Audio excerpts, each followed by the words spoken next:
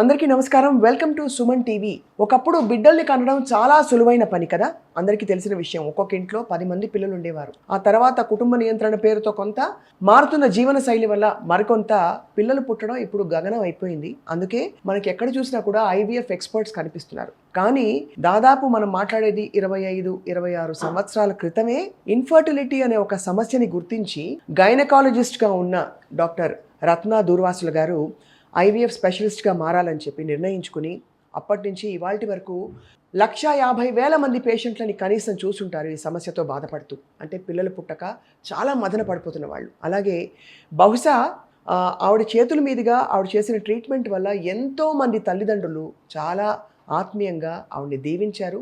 ఆ పిల్లలు ఇప్పుడు పెద్దవాళ్ళు కూడా అయి ఉంటారు. ఎంతమంది పిల్లలు అంటే లెక్క పెట్టడం కష్టం. ఖచ్చితంగా వేల సంఖ్యలో ఉంటుంది సక్సెస్ఫుల్ ప్రెగ్నెన్సీస్. సో ఇవాళ మనం మాట్లాడబోతున్నాం డాక్టర్ రత్న దూర్వాసుల గారి ప్రయాణం గురించి and all about health care in today's times. Let's welcome her very proudly. Ma'am నమస్కారం. థ్యాంక్స్ అండి. నమస్తే. ఫస్ట్ ఆఫ్ ఆల్ ఐవీఎఫ్ అన్నది ఈ గత 10-15 సంవత్సరాలు ఎక్కువ వింటున్నామండి. మీరు 2000 బిగినింగ్లోనే మీరు మొదలుపెట్టారు ఈ పని. సో అప్పట్లోనే ఐవీఎఫ్ ఇష్యూస్ ఉండేవా అండి మనకి? ఐవీఎఫ్ అనేది బాగా ప్రామినెన్స్లోకి వచ్చినది లాస్ట్ 15 years. దీనికి మీరు అన్నట్టు చాలా కారణాలు ఉన్నాయి. కొన్ని మంచి కారణాలు, కొన్ని కమర్షియల్ కారణాలు. నేను నా జర్నీ స్టార్ట్ చేసినప్పుడు 2002లో ఐవీఎఫ్ అనేది ఒక 10% కానీ 15% పేషెంట్స్కి కానీ అవసరం అయ్యేది. మెయిన్గా జనరల్ హెల్త్ ఇష్యూస్ కరెక్ట్ చేసి స్టార్ట్ చేసేవాళ్ళము ఫర్టిలిటీ జర్నీ అనేది. అంటే ఎగ్జాంపుల్ హెవీ వెయిట్ ఉన్న వాళ్ళకి వెయిట్ రిడక్షన్ చేయమని చెప్పేవాళ్ళము. థైరాయిడ్ డిజార్డర్స్ అవి ఉంటే అవన్నీ కరెక్ట్ చేసేవాళ్ళము. తర్వాత general life style, smoking, drinking ఉంటే హస్బెండ్కి అవి కొంచెం తగ్గించమని చెప్పేవాళ్ళము. లైఫ్ స్టైల్ మార్చుకుని సరిగ్గా ట్రై చేయండి అని మంచిగా చెప్పి పంపించేవాళ్ళము. అది ఫస్ట్ లెవెల్ ఆఫ్ ట్రీట్మెంట్. తర్వాత అవ్వకపోతే కొన్ని మందులు ఇచ్చేవాళ్ళమి. ఇంకొక 2 months 3 monthsకి కూడా అవ్వకపోతే ఐయుఐ అని చేసేవాళ్ళమి. ఒక 3 to 4 ఐయుఐస్ అవి అప్పుడు కన్సీవ్ అవ్వకపోతే అప్పుడు మనము ఐవీఎఫ్ గురించి ఆలోచించేవాళ్ళం. కాకపోతే ఇప్పుడు మీరు కరెక్ట్గా గుర్తించినట్టు జనరేషన్ చాలా మారింది. వాళ్ళకి టైం లేదు, వాళ్ళకి హార్మోన్ ఇష్యూస్, స్ట్రెస్ అనేవి చాలా ఎక్కువైపోయాయి. ఇలాగ నిదానంగా కానిద్దాము జర్నీ, ఒక 1 year ట్రై చేయండి అంటే కూడా వాళ్ళకి టైం లేదు, ఓపిక లేదు. చాలామంది లేట్గా వస్తున్నారు. అంటే లేట్ అంటే 35 yearsకి మేము ఫస్ట్ టైం వాళ్ళని చూస్తున్నాం. రైట్. సో మనము ఇండియన్ లేడీస్లో ఏం చూసామంటే మనకి ఓవరీ పవర్ అనేది కొంచెం తొందరగా తగ్గుతుంది. దీనిని సైంటిఫిక్ టర్మ్లో ఓవేరియన్ రిజర్వ్ అంటాము. సో వెస్టర్న్ లేడీస్కి 35 years కూడా వాళ్ళు కొంచెం ఈజీగానే వైట్స్, కాకేషియన్స్ అంటాం కదా, వాళ్ళకి ఓవేరియన్ రిజర్వ్ బాగుంటుంది. వాళ్ళు ఒక 38-39 దాకా ఈజీగానే వాళ్ళు ప్రెగ్నెన్సీస్ తెచ్చుకుంటారు. కానీ మనకి ఐ థింక్ 7 గడుస్తున్న కొద్దీ తగ్గిపోతుంది ఎగ్ రిజర్వ్స్ అని. 35th yearకి మనం peak fertility by 29th year 26-29 yearsకి చాలా మంచిగా ఉంటుంది. మనం అక్కడి నుంచి కొంచెం తగ్గుముఖం పడుతుంది.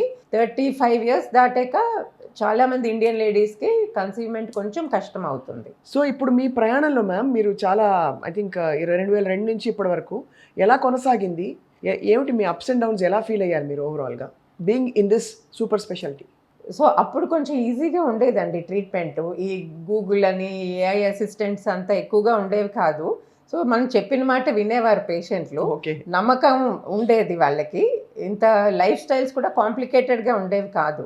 ఓహో ఏదో చెప్పారు డాక్టర్ గారు, మందులు వేసుకుని వద్దాము అని కన్సల్టేషన్ అయిపోయేది, హ్యాపీగా వెళ్ళేవారు. ఇప్పుడు మీరు ఇలా చెప్తున్నారు, మేము అలా చదివాము, ఆ పక్కన ఇంకో క్లినిక్లో ఇలా అయింది, మా వాళ్ళకి ఇలా ఐవీఎఫ్ అయింది, అలా అని చాలా కంపారిజన్స్ అవి ఎక్కువైపోయాయి. లైఫ్ స్టైల్ మూలాన వాళ్ళు కూడా బాగా స్ట్రెస్డప్గా ఉన్నారు. సో ఇప్పుడు ఇంకా కొంచెం డిఫికల్ట్గా ఉంది కన్సీవ్ చేయడం కానీ, ప్రాక్టీస్ చేయడం కానీ, వాళ్ళకి కన్విన్స్ చేయడం కానీ. ఎగ్జాక్ట్లీ. చాలా సక్సెస్ఫుల్ ప్రెగ్నెన్సీస్ మీరు చూసుంటారంటే వేరే ఎక్కడ సాధ్యం కాకుండా మీ చేతుల మీదుగా ఒక కాన్పు లేదా ఒక కన్సెప్షన్ జరగడం అన్నది. సో అలాంటి కేసెస్ చాలా జరిగినప్పుడు మీకు మోస్ట్ ఛాలెంజింగ్ కేసు ఏంటి మ్యామ్? అండ్ దాన్ని ఎలా మీరు సాల్వ్ చేసి వాళ్ళకి మంచి బిడ్డని ఇవ్వగలిగారు? అంటే ఇలాంటివి ఒక్కటని కాదు, చాలా ఉన్నాయి. ఇప్పుడు యాజ్ టైం ప్రోగ్రెస్ అయిన కొద్దీ మనం అనుకున్నాం కదా డిఫికల్టీ అయింది ప్రాక్టీస్ అని. దాంతోపాటు అడ్వాంటేజ్ ఏమొచ్చిందంటే సైన్స్ చాలా అడ్వాన్స్ అయింది. సో ఇది వరకు లేనివి, అంటే ఇది వరకు ఐవీఎఫ్తో ఒక 30% 40% సక్సెస్ రేట్ అని చెప్పేవాళ్ళము. ఇప్పుడు ఒక చోట ఐవీఎఫ్ అవి ఫెయిల్యూర్ అయ్యి వచ్చినా కూడా మనకి చేయవలసిన టెస్ట్ ఇంకా వచ్చాయి. అంటే చాలా సింపుల్ ఎగ్జాంపుల్ చెప్తాను. ఐవీఎఫ్ అన్నిట్లోకి డిఫికల్టీ ఫేస్ అయింది ఎక్కడంటే, ఎంబ్రియో పెట్టాక కూడా ఇంప్లాంటేషన్ అనేది అవ్వకుండా మనకి మళ్ళీ పీరియడ్ వచ్చేస్తుంది. సో దాన్ని ఇంప్లాంటేషన్ ఫెయిల్యూర్ అంటాం. సో ఈ రిపీటెడ్గా బయట ఐవీఎఫ్స్ అయ్యి ఇంప్లాంట్ అవ్వకుండా నెగిటివ్ వచ్చిన వాళ్ళకి మేము యూట్రస్ లైనింగ్లోంచి ఒక చిన్న టిష్యూ పంపించి అది రిసెప్టివ్గా ఉందా లేదా అని చూడడం జరుగుతుంది. సో ఇవి బయట కంట్రీస్కి వెళ్తుంది ఈ స్పెసిమెన్. వెళ్ళాక మనం వాళ్ళు మనకి చెప్తారు, గైడ్ చేస్తారు, ఈ ఎంబ్రియో ట్రాన్స్ఫర్ అనేది ఈ టైంకి చేయాలి, ఈ టైంకి చేయాలి అని వాళ్ళు చెప్తారు. సో దాని గైడెన్స్లో ఎరా టెస్ట్ అంటాం, ఎండోమెట్రియల్ రిసెప్టివిటీ ఎస్ఏ. సో బయట ఫెయిల్ అయిన వాళ్ళకు కూడా ఈ ఎరా టెస్ట్ జాగ్రత్తగా చేసి మనం ఎంబ్రియో రీప్లేస్ చేస్తే చాలామందికి సక్సెస్ అయింది. బయట ఫెయిల్యూర్ అయ్యాక కూడా మన దగ్గర సక్సెస్ అయిన వాళ్ళు ఉన్నారు. సో ఒకటేమైనా మీకు తెలిసిన case where they came to you and చాలా బెనిఫిట్ అయ్యారు అని చాలా సంతోషపడి మీకు మనసారా కృతజ్ఞతలు చెప్పి మీరు కూడా ఈ స్పెషాలిటీ తీసుకున్నందుకు గర్వపడిన సందర్భం ఉంటుంది డాక్టర్ రత్న గారు. సో అది ఒక కథ మాతో పంచుకోవాల్సిందిగా, ఎందుకంటే ఈ వాస్తవాలే మీ వంటి వైద్యుల గొప్పతనం ఏంటో ప్రపంచానికి తెలియపరుస్తాయి. సో ఇది కోవిడ్లో జరిగిన ఒక సంఘటన అండి. ఇదేమీ పెద్ద సైన్స్ అడ్వాన్స్మెంట్ కాదు, కానీ కామన్ సెన్స్తో మేము సాల్వ్ చేసిన ప్రాబ్లము. అందుకని నేను మీకు గర్వపడి చెప్తాను. అయితే కోవిడ్లో ఇద్దరికి ఉద్యోగాలు పోయాయి. ఆయన ఒక మల్టీనేషనల్ కంపెనీలో కేటరింగ్ సర్వీసెస్ రన్ చేసేవారు, ఆవిడేమో ఈవెంట్ మేనేజర్ అనమాట. సో ఇద్దరికి కోవిడ్ టైంలో షట్ డౌన్ కదా, సో అందరూ వర్క్ ఫ్రమ్ హోమ్ చేసేవారు. సో కేటరింగ్ సర్వీసెస్ లేవు, ఫంక్షన్స్ లేవు. సో ఆవిడకి ఈవెంట్ మేనేజ్మెంట్ లేదు.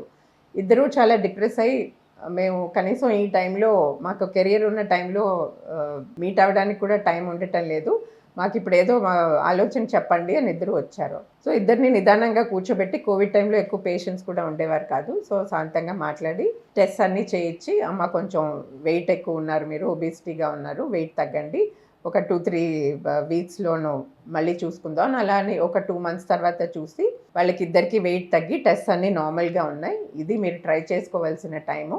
అలానే కొంచెం ఇప్పుడు ovulation induction strips and ovulation kits అని ఉంటాయి. ఆ LH కిట్స్ తోటి వాళ్ళకే ఫర్టైల్ టైమ్ స్కాన్స్కి రావడానికి కూడా ఇబ్బందిగా ఉండేది కదా. 12th నుంచి 14th డే లోపు ఉంటుంది కదండి ovulation time mostly.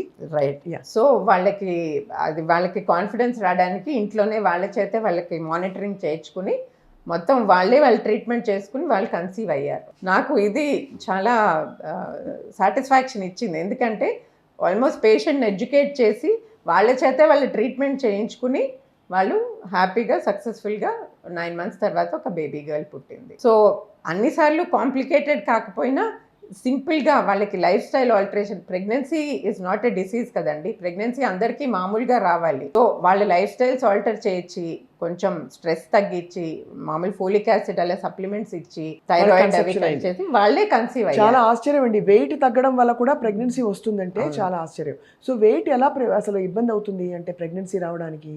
Right. So hormones అనేవి చాలా simple but very important things అండి బాడీలోను. మీరు హార్మోన్కి ఒబేసిటీకి ఒక చాలా సింపుల్ ఎగ్జాంపుల్ ఉంది. ఒక గ్లాస్ పాలల్లో ఒక చెంచాడు పంచదార వేస్తే అది సరిపోతుంది. అలాగే ఒక పెద్ద గిన్నెడు పాలల్లో ఒక చెంచాడు పంచదార వేస్తే అది సరిపోదు. అలాగే మన బాడీ వెయిట్ ఒక 55 to 60 kgs ideal body weight ఉంటే మన హైట్కి మనకి ఉత్పత్తి అయిన హార్మోన్స్ బాడీలో చాలా మంచిగా బ్యాలెన్స్లో ఉండి నెలకి ఒకసారి ఎగ్ రిలీజ్ అయ్యి ప్రెగ్నెన్సీ వచ్చే ఛాన్సెస్ బాగుంటాయి. కానీ మనకి థైరాయిడ్ వల్ల, స్ట్రెస్ వల్ల, ల్యాక్ ఆఫ్ ఎక్సర్సైజ్ వల్ల, ఓవర్ ఈటింగ్ వల్ల, ఒబిసిటీ 75 kgs 80 kgs ఉన్న ఒక 28-year-old గర్ల్ ఉందనుకోండి, తన బాడీలో ఉత్పత్తి అయ్యే హార్మోన్స్ తనకి సరిపోవు. సో ఓవులేషన్ అనేది సరిగ్గా అవ్వదు. ఈస్ట్రోజన్ అండ్ ప్రొజెస్ట్రోన్ అన్నవి ఇంబ్యాలెన్స్లో పోతాయి. కార్టిసాల్, థైరాయిడ్ అన్ని రకాల ఇంబ్యాలెన్సెస్ వస్తాయి. సో వీళ్ళకి ఎగ్స్ రిలీజ్ అవ్వవు. So obesity directly related to hormonal imbalance, which effects the production. అంతే, మరి పీరియడ్ సరిగ్గా రాకపోతే ఓవులేషన్ అవ్వదు, వాళ్ళకి ఎప్పుడు ఫర్టైల్ పీరియడో తెలియదు, సో ప్రెగ్నెన్సీ అలా డిలే అయిపోతుంది, దాంతో ఇంకొంచెం స్ట్రెస్ అప్ అయిపోతారు. అలాగా it is a vicious circle అన్నమాట. ఇవాళ కోవిడ్ ప్రస్తావించారు కాబట్టి మీరు డాక్టర్ రత్న దుర్వాసులు గారు, మనకి ఎక్కువ కాలం బ్రతకాలి, చాలా ఆరోగ్యంగా యంగ్గా బ్రతకాలి అనే ఒక అత్యాశ ఎక్కువైపోయింది. అంటే ఒకప్పుడు 45 నుంచి ఇప్పుడు లైఫ్ ఎక్స్పెక్టెన్సీ కూడా పెరిగింది, అది ఇంకా కూడా పొడిగించాలని ఏవో డ్రిప్పులు అవి వచ్చేస్తున్నాయట. సో మీ దృష్టిలో ఎక్కువ కాలం లాంగివిటీ, మా తాతగారిని అడిగితే మా తాతగారు పూర్తి వెజిటేరియన్ అండి, ఆయన సొరకాయ పెసరపప్పు ఆ నియమాలన్నీ పాటించి ఉండబట్టి 97 ఏళ్లకి ఆయన బోర్ కొట్టి వెళ్ళిపోయారని నేను చెప్పగలుగుతాను. అలాగా లాంగ్ లైఫ్కి 100 ఏళ్ళు బ్రతకడానికి చేయవలసినవి ఏమిటండి? మునుపు మీరు కరెక్ట్గా అన్నట్టే షష్టి పూర్తి ఒక 60 years బతికితేనే అది చాలా గొప్ప అని ఒక పండగ చేసుకునేవారు. అవును. ఇప్పుడు లైఫ్ ఎక్స్పెక్టెన్సీ పెరిగింది.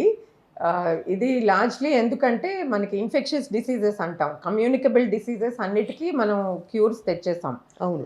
అలాగే ఇప్పుడు క్యాన్సర్స్ వాటికి కూడా చాలా మందికి ఎర్లీగా డిటెక్షన్కి ప్రోగ్రామ్స్ ఉన్నాయి, వాటిని క్యూర్ కూడా చేస్తున్నారు. ఇంకా హార్ట్ డిసీజ్ అందరికీ అవగాహన ఎక్కువైపోయి హార్ట్ చెకప్స్కి వాటికి వెళ్తున్నారు, సో ఆ హార్ట్ హెల్త్ కూడా ఇంప్రూవ్ అయింది. సో ఇలాగా మనము 100 ఏళ్ళు బతకడం మంచిదే, కానీ 100 ఏళ్ళు ఆరోగ్యంగా బతకాలి.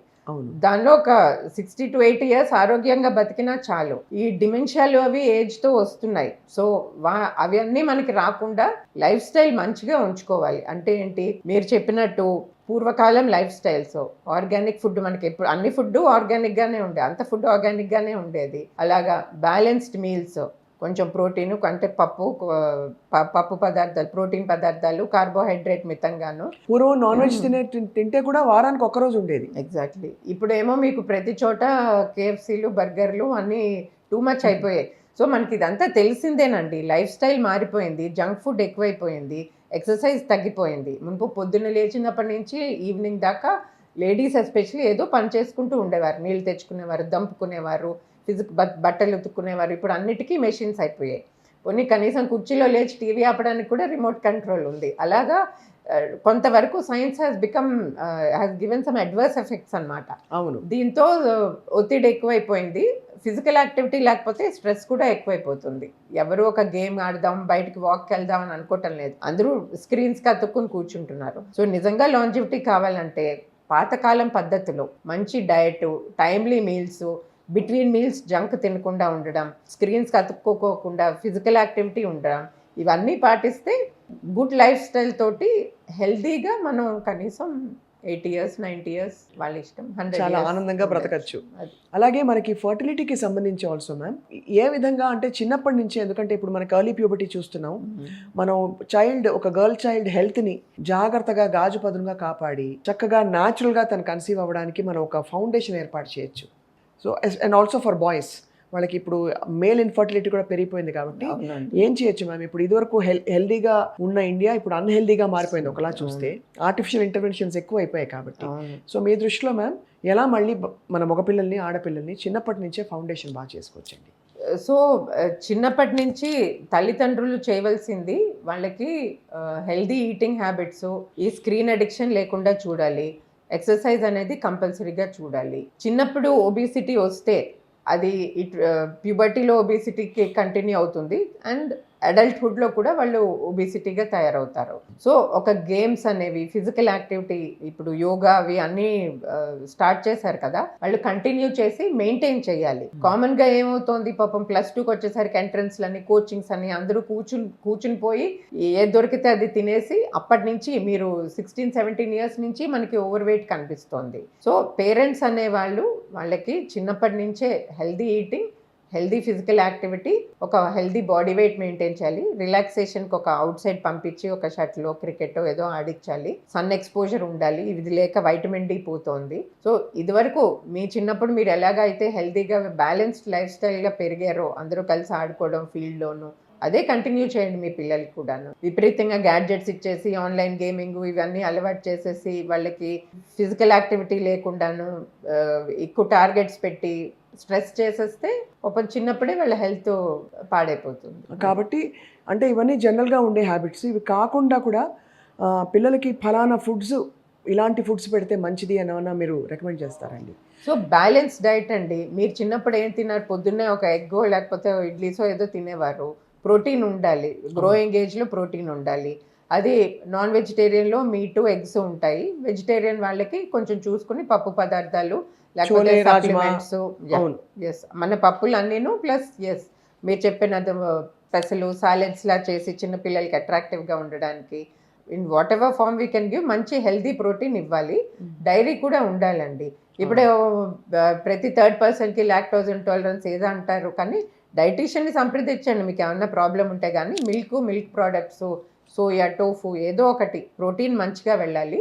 Adequate amount of fresh fruits, vegetables కూడా వెళ్ళాలి. పిల్లలు వెజిటబుల్స్ తినరు, మా వాళ్ళు ఇది తినరు అది తినరు అలా కాకుండా అన్నీ పెట్టండి, అన్నీ తినిపించండి. ఎక్దమ్ good happy citizens of the world. అది ఎక్కడికైనా బతికేయాలి. ఇప్పుడు గ్లోబల్ విలేజ్ అయిపోయింది కదండి. World has shrunk. అందరూ పైకి చదువులకి వాళ్ళకి వెళ్తున్నారు.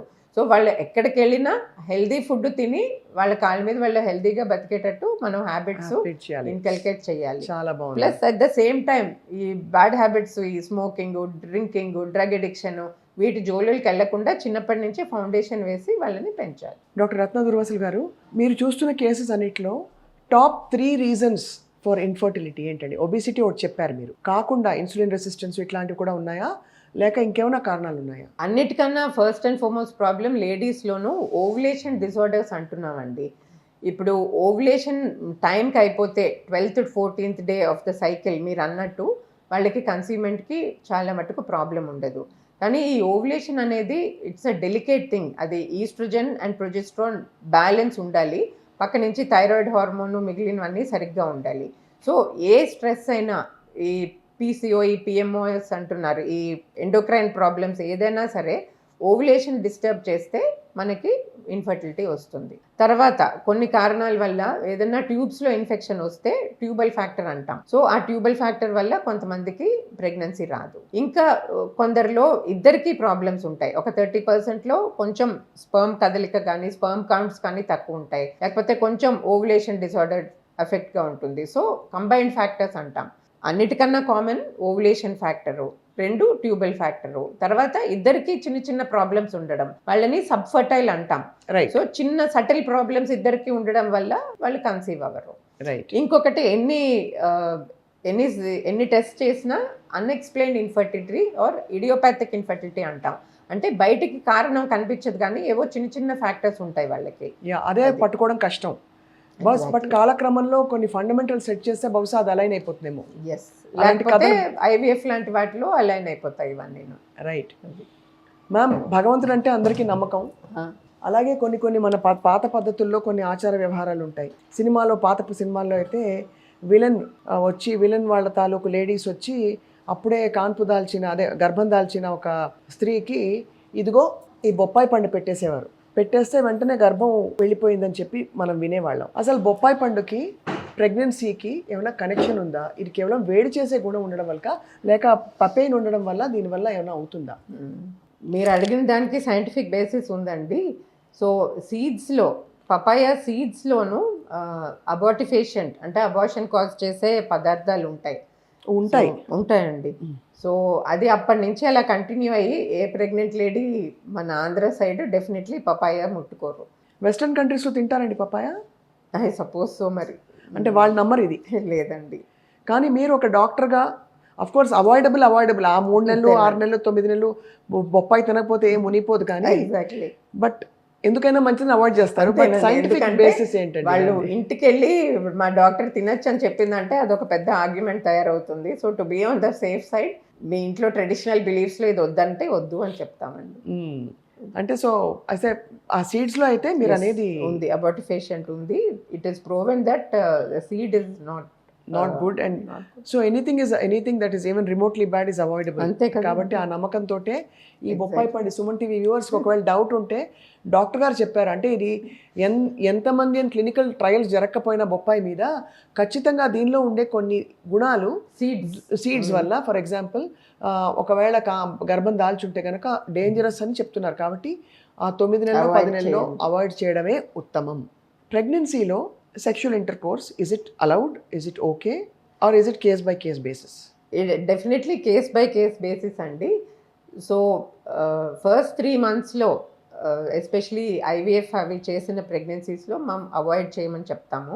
ఎందుకంటే ఇన్ఫెక్షన్స్ కానీ ఏదైనా మనకి కొంచెం ప్రెషర్తో స్పాటింగ్ బ్లీడింగ్ కానీ ఏదొచ్చినా చాలా ఆందోళనకరంగా ఉంటుంది. So first 3 months of an IVF pregnancy definitely వద్దు అని చెప్తాము.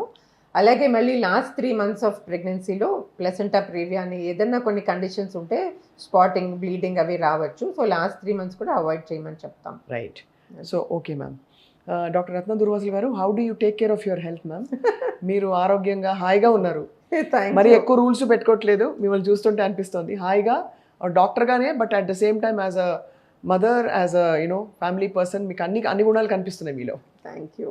నేను టైంకి తింటానండి. అంటే మార్నింగ్ తింటాము, మళ్ళీ మిడ్ డే వర్కింగ్ లంచ్ తీసుకుంటాం, ఇంటికి వెళ్ళాక around 7 to 8 I have a small dinner. అంతే. So in between snacking I definitely I exercise.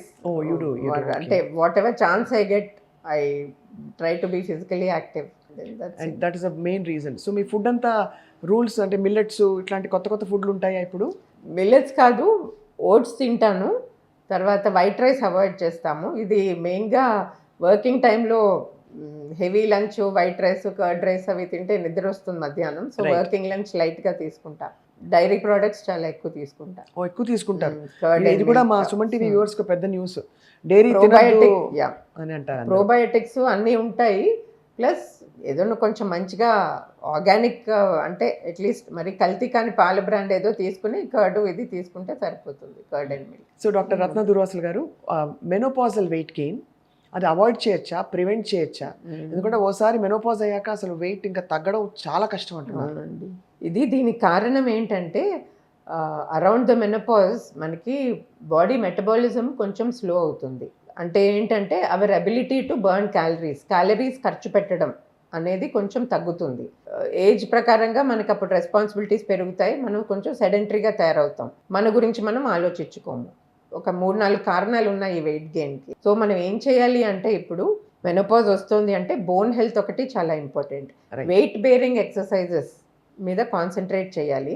Calcium vitamin D సరిగ్గా తీసుకుంటున్నామా చూసుకోవాలి. మూడ్ కూడా బాగుంటుంది కాబట్టి ఫిజికల్ యాక్టివిటీ చాలా ప్రయారిటైజ్ చేయాలి. మనం స్లగ్గిష్ అవ్వకూడదు, కూర్చుని పని చేసి మళ్ళీ ఇంటికి వెళ్ళి కూర్చుని టీవీ చూసి అలాగా సెడెంటరీగా అయిపోతే తప్పకుండా వెయిట్ గెయిన్, పొట్ట బ్యాక్ సైడ్ అన్నీ బాగా పెరగడంతో వస్తుంది.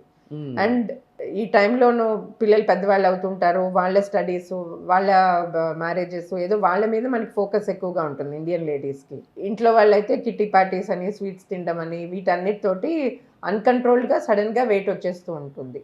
Balance diet, focus on physical activity, మంచిగా యోగా లేకపోతే ఒక షటిల్లో ఏదో వాకింగ్ ఏదో ఒకటి 3-4 ఫిజికల్ యాక్టివిటీస్. నేను ఒకటే చెప్తాను, physical activity which you enjoy మీరు పిక్ చేయండి. అందరికీ ఒకటి నచ్చదు.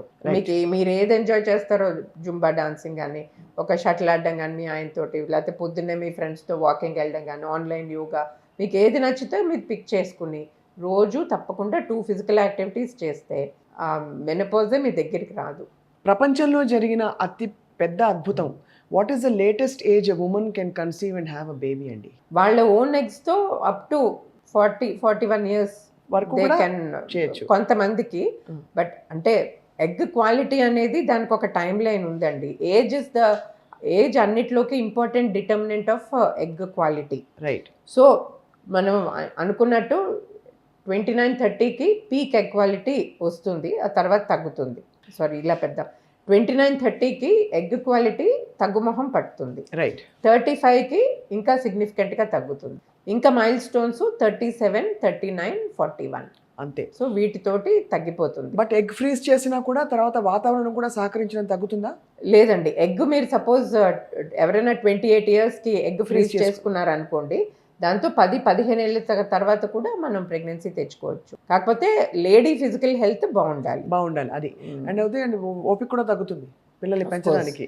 అంటే సోషల్గా కూడా మనం ఇలా చూస్తాము. 30 ఇయర్స్కి పిల్లలు పుట్టారు అనుకోండి, మనకి 50 ఇయర్స్ వచ్చేసరికి వాళ్ళకి 20 ఇయర్స్ వస్తాయి. ఒక కాలేజు ఒక పాత్ వస్తుంది. అదే 40 ఇయర్స్కి మనం కంటే 50 ఇయర్స్కి వచ్చేటప్పటికి వాళ్ళు ఇంకా 10 ఏళ్ళ పిల్లలు అవుతారు. అవును, సో వాళ్ళ సెటిల్మెంట్ అది కూడా మనం ఆలోచిస్తాం కదండి. జీవితాంతం వాళ్ళ వెనకాల పరిగెడుతున్న ఫీలింగ్. ఎగ్జాక్ట్లీ, మనకి ఇంకా ఓపిక తగ్గుతుంది. రైట్. వాళ్ళు కూడా మన పెద్దవాళ్ళు అయినట్టు ఫీల్ అవుతారు కదండి. సో So, అలా సోషల్ గా కూడా మన Indian norms are very good అండి. చాలా చక్కగా ఉంటాయి, చాలా సౌండ్ అంటే ఆలోచితంగా పెట్టిన నియమాలు ఇవన్నీ కూడా. మన ఆశ్రమాలు కూడా దానికి మన పెద్దవాళ్ళకి మనం చేతులు ఇచ్చి అదే దండం పెట్టుకోవాలి. మనకి ఒక మంచి ఫౌండేషన్ ఇచ్చారు. అది ఫ్యామిలీ వాల్యూసే కాదు, న్యూట్రిషనే కాదు, డిసిప్లిన్డ్గా బతకడం అనేది మనకు ఒక నియమంగా ఉండేది. చాలా మంచి విషయాలు చెప్పారు డాక్టర్ రత్న దూర్వాసులు గారు. తప్పకుండా ఐ థింక్ ఐవీఎఫ్ సమస్యలతో బాధపడుతున్న వాళ్ళు డైరెక్ట్గా ఇంకా కష్టం అని అనుకున్న కేసెస్ కాకపోయినా డిలే అవుతున్న ప్రెగ్నెన్సీస్ కూడా చాలా మంది ఆందోళన పడుతూ ఉంటారు. ఇవాళ మీరు ఇచ్చిన భరోసాతో తప్పకుండా మిమ్మల్ని సంప్రదించాలంటే they definitely come to Rainbow Hospital. And Rainbow హాస్పిటల్లో డాక్టర్ రత్న గారు అవైలబుల్గా ఉంటారు. ఎనీ టైం వారిని వెళ్ళి సంప్రదించవచ్చు. మళ్ళీ మిమ్మల్ని అప్పుడప్పుడు కలిసి బోల్డ్ విషయాలు అంటే ఐవీఎఫ్కి సంబంధించిన లేటెస్ట్ అడ్వాన్స్మెంట్స్, ప్రెగ్నెన్సీ ప్లానింగ్కి కావాల్సిన విషయాలన్నీ కూడా తెలుసుకుంటాం. Thank you so much ma'am for your time.